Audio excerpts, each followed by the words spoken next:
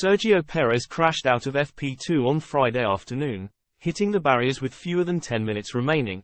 Sergio Perez's struggles continued on Friday afternoon after he crashed out of the FP2 session, colliding with the barriers at the final corner and bringing out the red flag.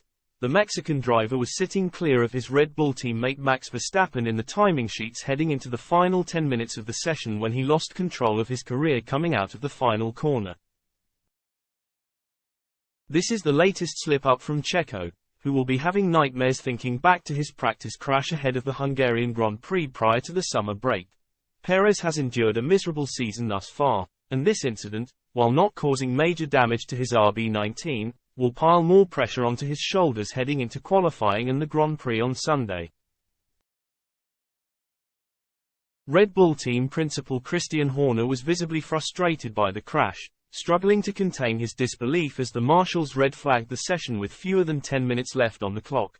This wasn't the only red flag of the session as Lance Stroll's Aston Martin ground to a halt coming out of the Ascari chicane in Sector 3 with just over 4 minutes of green flag running out of the way. But unlike the Canadian's misfortune, the second stoppage was triggered by a driver error. Despite Checo's struggles, the team have remained supportive of their man, although this could change if Checo continues to make costly errors as his teammate dominates. With 13 rounds of the season in the books, Verstappen has now recorded 9 successive race wins and sits 138 points ahead of the 33-year-old in the standings. Speaking about Perez's future at Zandvoort, Horner said, "Checo's situation for next year is clear.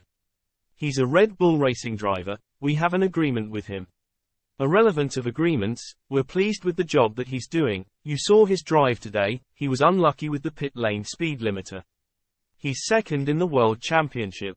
He's the only driver other than Max to have won Grand Prix this year. It's easy to beat up on him when the barometer is so high on the other side. He will be our driver in 2024.